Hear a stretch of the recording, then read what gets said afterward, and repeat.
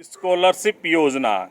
जी हाँ, जैसा कि हम समाज कल्याण के अंतर्गत आवेदन करते हैं तो इसके लिए हमें किस किस डॉक्यूमेंट्स की आवश्यकता है वही हम बताने जा रहे हैं। जैसा कि आपको सबसे पहले जाति प्रमाण पत्र और निवास प्रमाण पत्र की आवश्यकता होगी, साथ ही आपको आधार कार्ड की भी आवश्यकता होगी और इसके अलावा आय प्रमाण पत्र की भी आवश्यकता होगी, जो कि क्या है, एक पन्ने का बनता है और नोटरी अपने पिता के नाम से बनता है और जिसको नोटरी करके बनवाया जाता है। इसके अलावा आपको जनाधार कार्ड की भी आवश्यकता होगी, साथ ही आपका एक बैंक बचत खाता भी होना चाहिए, जो कि आपके आधार कार्ड यानी आधार कार्ड जनाधार कार्ड में क्या है,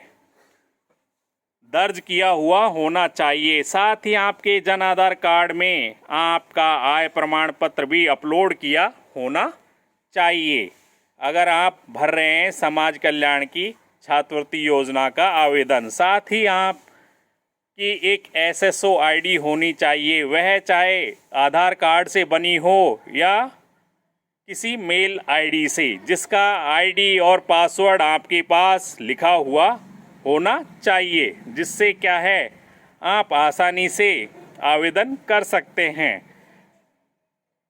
स्कॉलरशिप योजना में। तो ये थी एक अच्छी जानकारी, जिससे क्या है नए छात्र आसानी से स्कॉलरशिप योजना में आवेदन कर सकते हैं।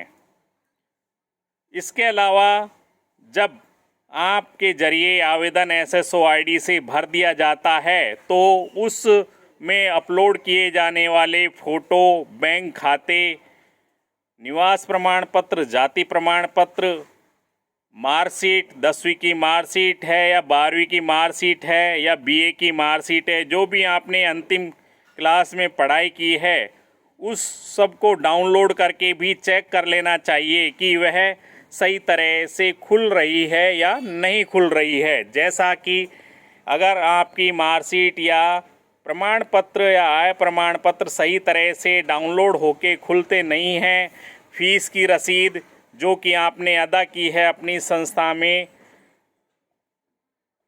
डाउनलोड होके खुलती नहीं है, सही तरह से अपलोड नहीं हुई है, तो उनकी त्रुटि को भी सही कर दें। उसके बाद ही आप सभी नाम, पते, मोबाइल नंबर, सभी जानकारियों को एक बार पुनः चेक कर लें। उसके बाद ही अंतिम ऑप्शन यानी फॉर्म को सबमिट करने का ऑप्शन, जिससे पहले लिखा हुआ होता है कि आपने सभी जानकारियों को चेक कर लिया है, जो भी जानकारियां दी गई है, भरी गई हैं, वह पूर्णतः सत्य है। अगर गलत पाई जाती है तो आपको छात्रवृत्ति योजना से वंचित किया जा सकता है।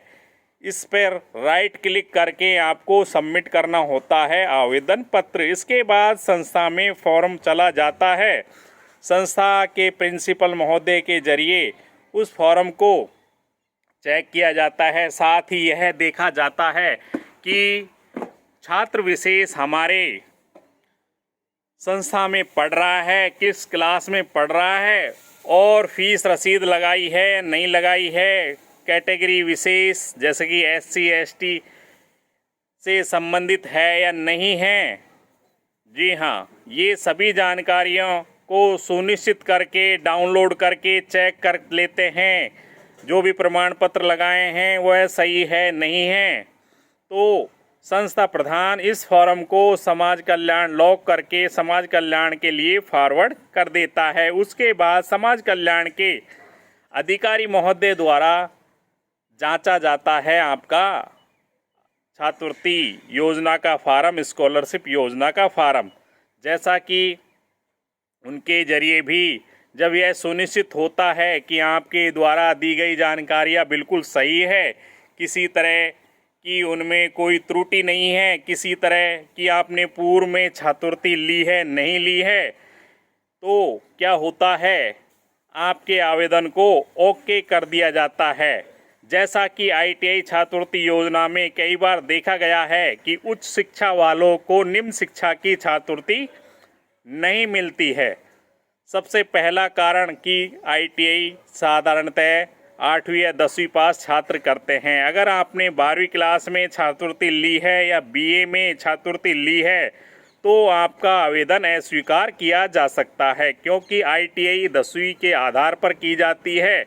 BA के बाद अगर आप छात्रवृत्ति योजना में आवेदन करते हैं ITI के लिए तो आपके आवेदन को जब स्वीकार किया जाएगा जब आप BA में ली गई छात्रवृत्ति को वापस जमा करा देते हैं। जी हाँ, या फिर आपके आवेदन को अस्वीकार किया जा सकता है, रद्द किया जा सकता है, क्योंकि वह उच्च शिक्षा आप प्राप्त कर चुके हैं, उसके बाद आप निम्न शिक्षा प्राप्त नहीं कर सकते। तो ये थी स्कॉलरशिप योजना।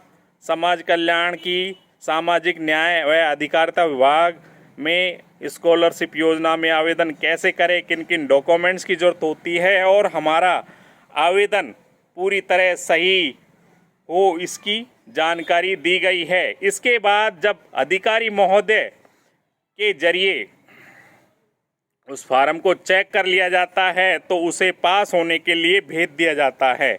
अब बात आती है कि हमारे खाते में जो कि हमने लगाया था बैंक का बचत खाता, उसमें हमारे पास स्कॉलरशिप कब तक आएगी।